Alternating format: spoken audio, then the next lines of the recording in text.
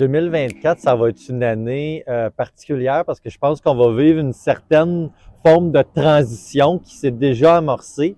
Une génération qui part pour une retraite bien méritée, une nouvelle génération qui prend sa place avec l'inflation aussi qu'on va vivre, qu'on va continuer de vivre, l'impact des taux d'intérêt en 2024.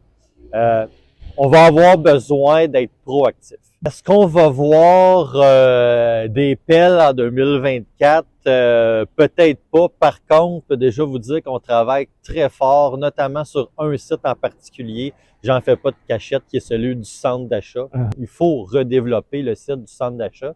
C'est probablement le plus beau terrain, le terrain avec le plus fort potentiel de la ville. Ça peut pas rester comme ça. Je pense que maintenant, tout le monde en convient.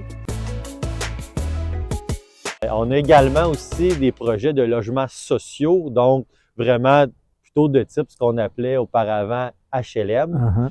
Donc, on a 2 terrains qu'on offre, nous, à l'Office municipal d'habitation de Valleyfield, là où on retrouvait auparavant le Dôme Essel.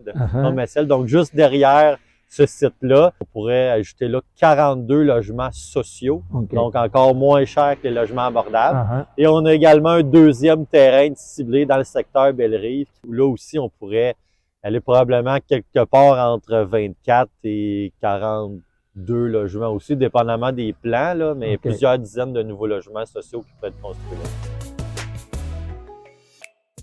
Est-ce qu'on peut dire que 2024 va être marqué du saut du 150e finalement? Tout à fait. Donc, le comité organisateur des fêtes du 150e travaille déjà depuis plusieurs mois, presque un an. Donc, toutes ces festivités-là, ça se planifie longtemps à l'avance. Disons, le fil conducteur de tout ça, ça va être entre autres d'offrir beaucoup d'activités gratuites.